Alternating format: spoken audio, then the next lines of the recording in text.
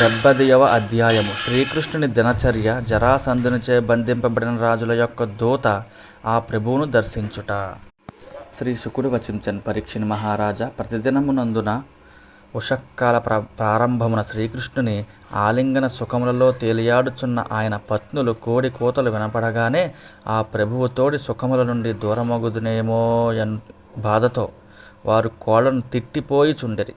ఆ సమయమున వాయువులు పారిజాత సుగంధ పరిమళ భరితములై అంతటను వీచిచుండెను. తుమ్మెదలు మేల్కొని మధురముగా జుంకారములను గావించుచుండెను. వందిమాగతుల వలె పక్షులన్నీ శ్రీకృష్ణుని మేలుకొలుపుచున్నవా అనున్నట్లు కలరవములు చేయుచుండెను. ఆ సమయమున శ్రీకృష్ణుని యొక్క పత్నులకు రుక్మిణి మొదలగు వారు అందరూ తమకు ప్రియతముడగు ఆ ప్రభువు యొక్క కౌగిలి సుఖములలో మునిగియుండిరి. వారు ఆ ఆలింగన భాగ్యములకు దూరమగుదేమో అగుతామేమో అని తలపోయిచు పవిత్రమైన ఆ బ్రహ్మ ముహూర్తమును తమ సౌఖ్యములకు ఆటంకముగా భావించుచుండెరి. ఆ పురుషోత్తముడు అనుదినము బ్రాహ్మీ ముహూర్తమును మేల్కొని జలములతో ముఖ ప్రక్షాళనాధికములను నెరపుచుండెను.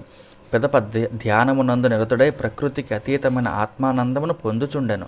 పరీక్షిన్ మహారాజా, ఆ ఆత్మస్వరూపము అఖండమైనది, ఉపాధిరహితము, శాశ్వతము, సహజముగా జ్ఞానానందమయము, స్వయం ప్రకాశకము, సృష్టి సంహార హేతుభూతమగు శక్తి ద్వారా సకల భూతములకును సర్వదశలయందును సుఖకారకము, తమో గుణాతీతమైన బ్రహ్మ సంజ్ఞకము.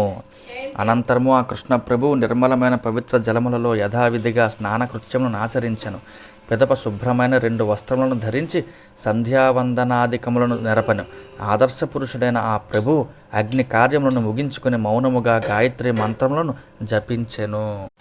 అటు పిమ్మట భాస్కరుడు ఉదయించుచుండగా అతడు సూర్యోపస్థానము వనర్చెను. పిదప తన అంశభూతులకు దేవతలకును ఋషులకును పితృదేవతలకును తర్పణమునర్చెను. శ్రద్ధగా వృద్ధులను విప్రోత్తములను విద్యుక్తముగా పూజించెను.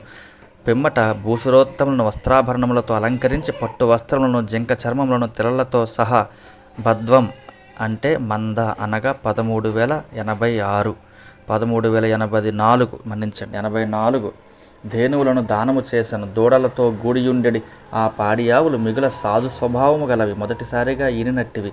అవి బంగారు కొమ్ములతో ఒప్పుచుండెను. నూతన వస్త్రములతో ముత్యాల హారములతో అలంకృతులైన ఆ గోవులు వెండి గిట్టలతో తేజరిల్లుచుండెను.